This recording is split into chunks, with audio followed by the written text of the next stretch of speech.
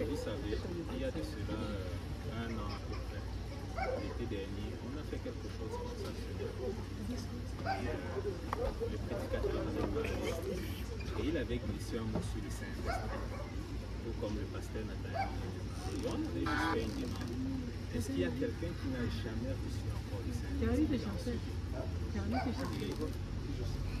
Dans la salle, il y avait un jeune homme qui s'est dit, écoute, moi je ne vais pas regarder à mes amis. Ah, on ne m'entend pas. Je ne veux pas regarder à mes amis, je ne veux pas regarder à ceux-là qui me regardent. Je ne veux pas être gêné.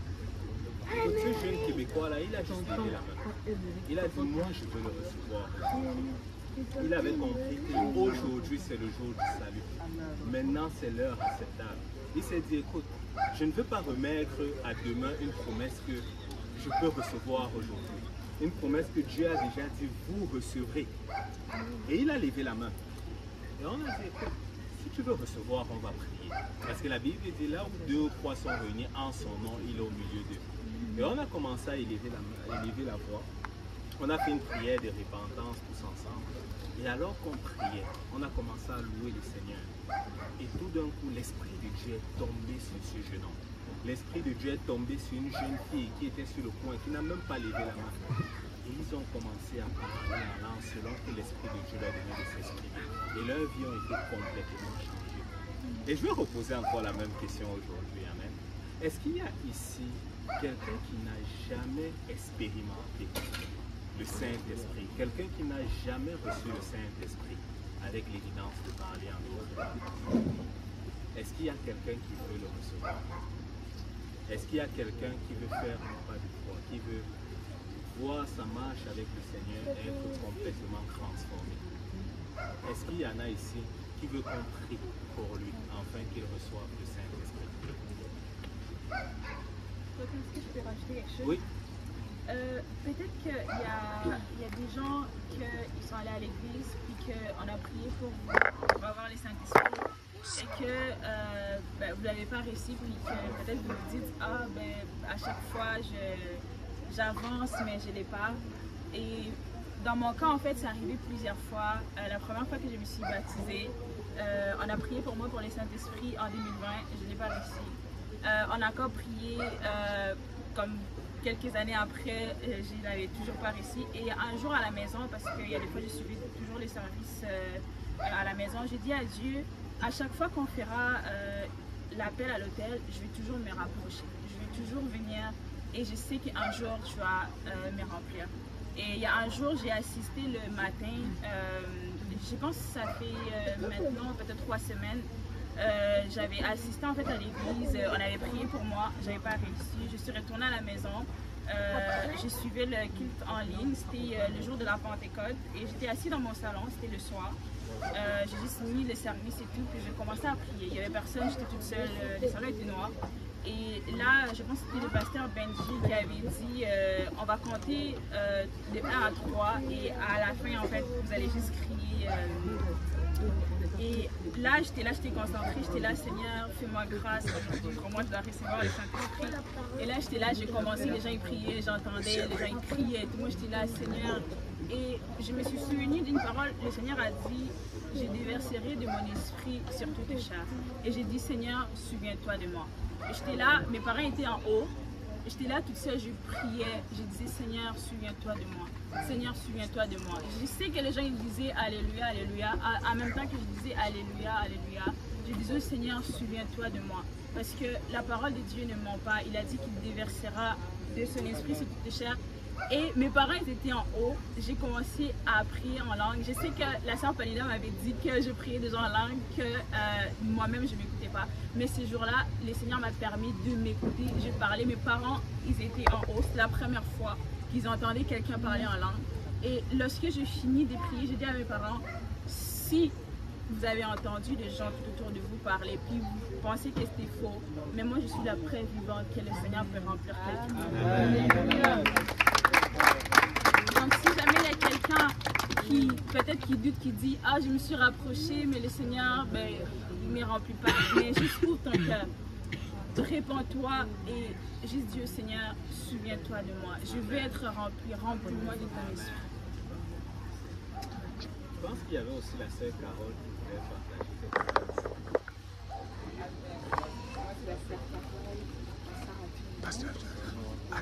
Pasteur Jonathan. Et c'est le frère Pierre, le pasteur Pierre qui m'a évangélisé à la cathédrale chez Valais, ça s'appelle comme ça? Jean-Pierre. C'était à l'Université de Montréal. Et quand je suis venue ici au Canada, je sais que c'est un petit peu comme ça pour les étudiants internationaux, c'est vraiment pas facile. Ça là, c'est vraiment pas facile d'être étudiant international dans ce pays. Et moi je suis venue avec tellement de bagages, tellement c'était pas facile. C'était vraiment pas facile. Et je me sentais tellement seule. Et je me rappelle, et mon visage était fermé tout le temps. Et je me rappelle quand le pasteur Pierre est venu me parler, je lui ai juste dit, j'ai juste levé la tête et puis quelqu'un me parlait. Je ne sais même pas ce qu'il me disait. Et puis il m'a dit études bibliques. Et je me suis juste levée, j'ai dit on y va. Et là il m'a regardé, il m'a dit vous êtes sûr? Là j'ai dit oui, on y va. Et là, oh c'était dur. Je pense que je vous ai fait tourner pendant 2 ans, 1 an, 2 ans. Je faisais la misère. Vraiment. On m'appelait, des fois je prenais, des fois je débloquais, je bloquais leur numéro, je débloquais leur numéro et puis c'était pas évident. Mais ils m'ont parlé du baptême pendant presque des mois et des mois, j'étais comme. Finalement un jour j'ai accepté d'aller me faire baptiser, je ne savais pas ce que je faisais. Et puis j'ai été enseignée par la sœur Kelly justement, j'ai été enseignée. Et un jour, j'ai reçu le Saint-Esprit. C'était un petit peu comme vous. Je voulais vraiment recevoir ce Saint-Esprit. Et je voyais tout le monde recevoir le Saint-Esprit à l'église, parce que je venais quand même à l'église de temps en temps. Je voyais tout le monde recevoir le Saint-Esprit. Et moi, vu que j'étais dure dans mon caractère, je ne voulais pas dire aux gens que je voulais recevoir le Saint-Esprit. Mais j'étais tellement jalouse parce que je voulais recevoir ça. Mais mon cœur n'était tellement pas bien disposé. Et un jour, comme ça, à Saint-Michel, je me suis juste dit, ok, je vais juste demander qu'on prie pour moi. Et on a prié, puis j'ai reçu le Saint-Esprit. Et j'étais tellement heureuse. Et j'avais tellement parlé en langue cette journée-là chez moi vraiment, parce que je ne voulais pas parler vraiment devant les gens, parce que j'étais très, très orgueilleuse. Et depuis, le Seigneur a juste fait des merveilles.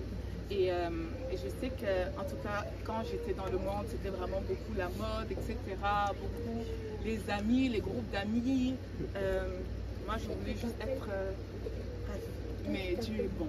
Et il n'y a pas une meilleure vie. Il n'y a aucune vie. Il n'y a aucune vie comme vivre pour Dieu. Amen. Je vous dis, vous pouvez regarder par exemple les réseaux sociaux, vous pouvez regarder ce que vos anciens amis sont devenus, etc. Mais il n'y a aucune vie comme celle de vivre pour Jésus. Amen. Et quand je vois mes anciens amis, ce qu'ils sont devenus, je vous dis, servez Dieu, parce que vous êtes un témoignage. Vous êtes un témoignage vivant. Et à cause de vous, de nombreuses personnes vont pouvoir connaître ce Dieu-là.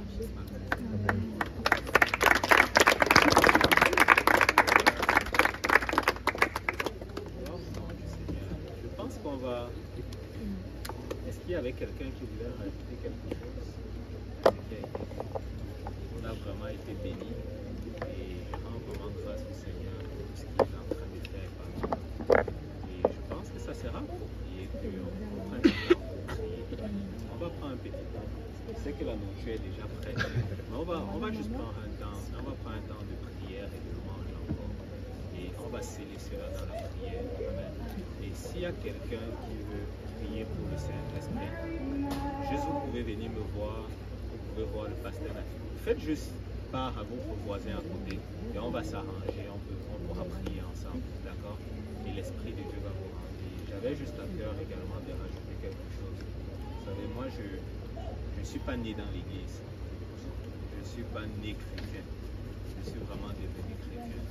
Et quand j'étais dans le monde, j'avais beaucoup de formes d'addiction. Je passais par des temps difficiles. Et vraiment, j'étais lié par beaucoup de choses et beaucoup d'addictions quand j'étais dans le monde. Et j'essayais d'arrêter de vivre dans le péché par moi, mais je n'y arrivais pas. Et c'est des fois, j'allais me dire, je vais couper avec ça. Je vais arrêter de regarder la pornographie. Mais après une semaine, je vais tomber encore là-bas. Je vais me dire, je vais arrêter avec telle autre chose. Mais après une semaine, je vais tomber encore dans ce péché. Et c'était juste comme s'il n'y avait aucun espoir. Aucun espoir pour moi. Et je me suis dit, bon, quand tu as hier, pourquoi ne pas continuer juste de vivre là-dedans? Et un jour, quelqu'un m'a parlé du Saint-Esprit. Quelqu'un m'a dit, écoute Pierre, tu peux donner ta vie à Jésus. Tu sais, il y a quelque chose de plus que cela. Jésus-Christ peut t'affranchir de n'importe quel péché. Jésus peut t'affranchir de n'importe quelle addiction. Jésus peut t'affranchir de la dépression. Jésus peut t'affranchir du suicide. Et j'ai décidé d'expérimenter cela. Mais avec le temps, j'ai compris une chose. Je veux juste faire une petite illustration. Vous voyez cette canette? J'aime beaucoup le faire. Elle est vide, n'est-ce pas? Si j'appelle le frère Abraham, par exemple, est-ce que tu peux monter sur la canette? Ouais, tu peux monter dessus. Oh. Vous voyez? Qu'est-ce qui s'est passé avec la canette? Elle a succombé, vous voyez? Mais regardez l'autre canette. Elle est quoi? Elle est pleine. Frère Abraham, monte encore un peu là-dessus.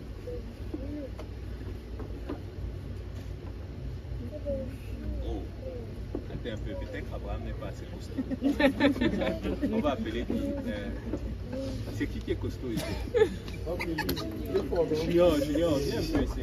Julien, tu peux un peu monter sur la canette?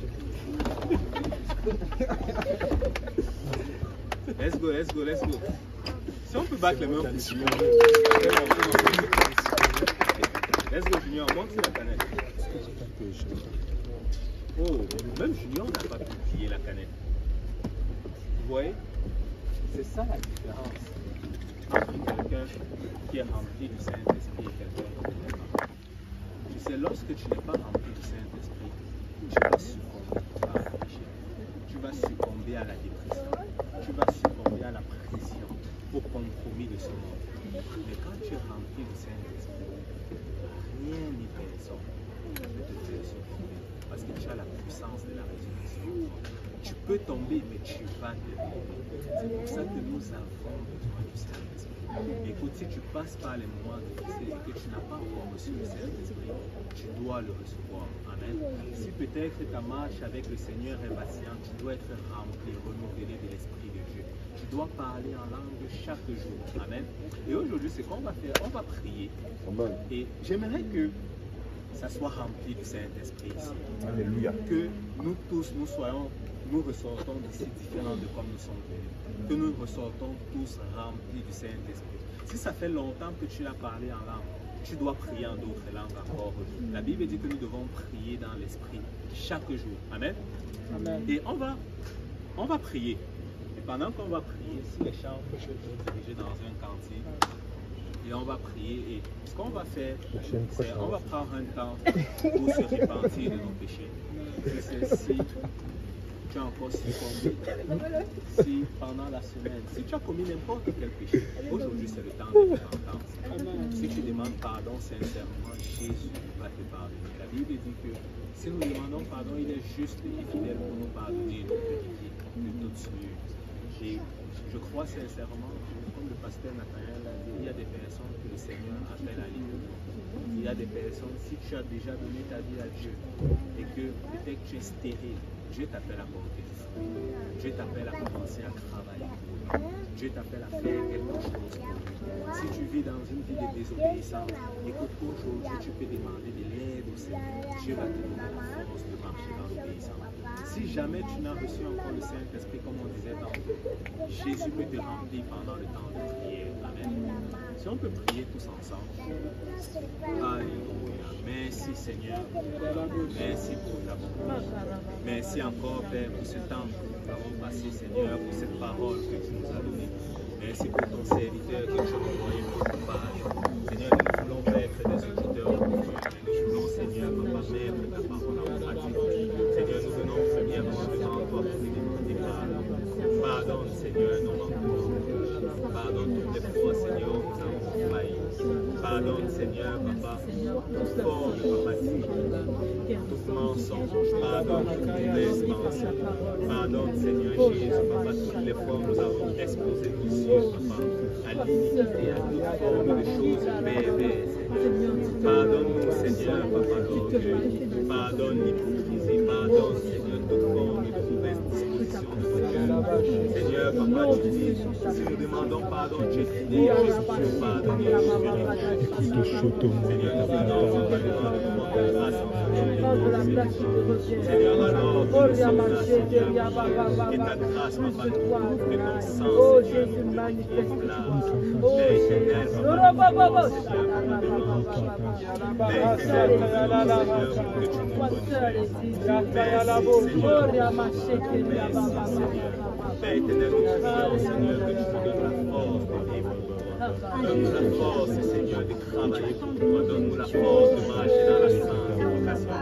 Seigneur, nous prions, Seigneur, que tu renouvelles chacun de nos esprits, Seigneur. Renouvelle, Seigneur, chacun d'entre nous. Seigneur, nous prions que ton esprit tombe, Seigneur, sur ceux-là qui n'ont pas encore besoin. Nous ressortons ici chargés et transformés. Yoromo Shakata Ikotolomo Shakata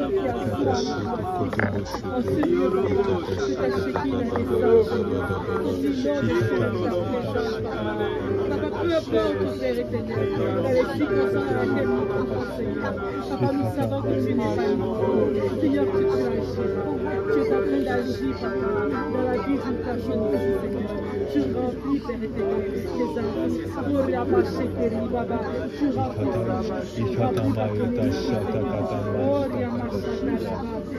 Là où les chats, ta chasse sera bonne, Yahweh, tu te manifestes, Adonai. Oh, Yamaché, Yababa. Plus que toi, Jésus. Alléluia, Souffle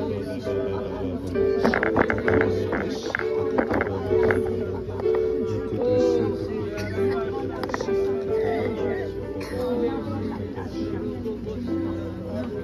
nous,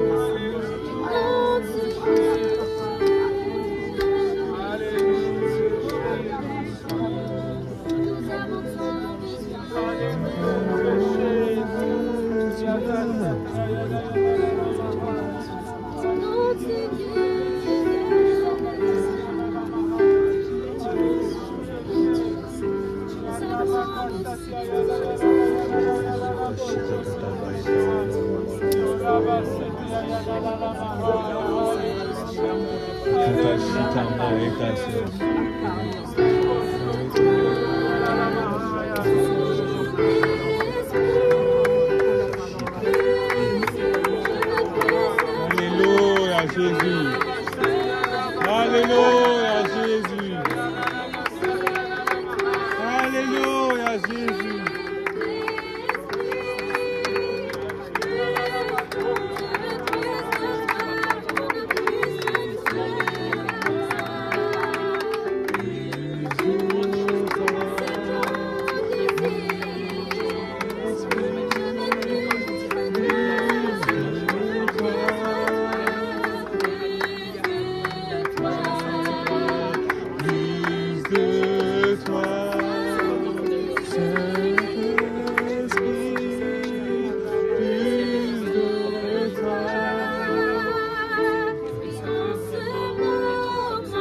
Alléluia.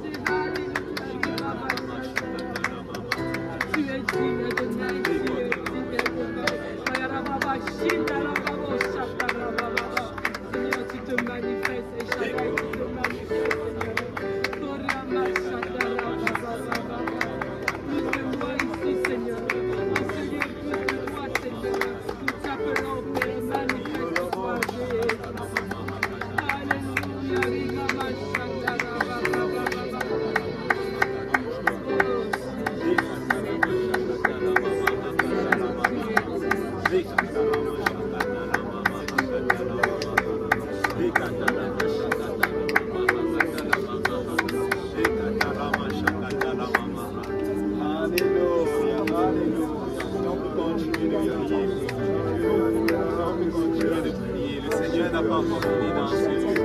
Le Seigneur désire renouveler l'éternel. Le Seigneur désire renouveler l'éternel.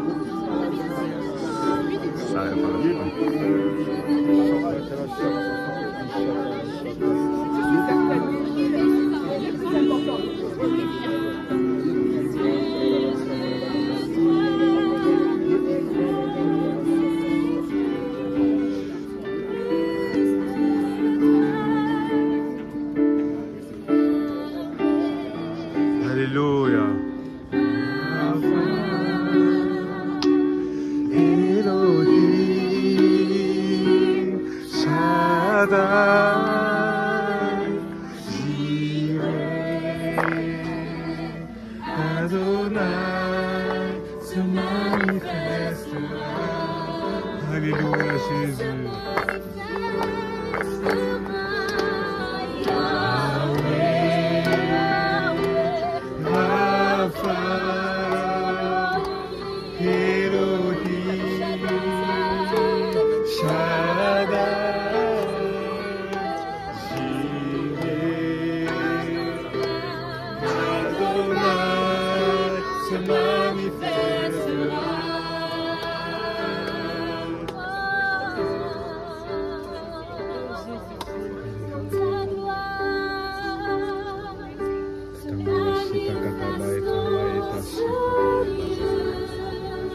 Alléluia, Jésus. Elle vient pour changer l'atmosphère. Le surnaturel aiguise notre foi. Pour ta gloire, manifeste dans ce lieu. Elle vient pour changer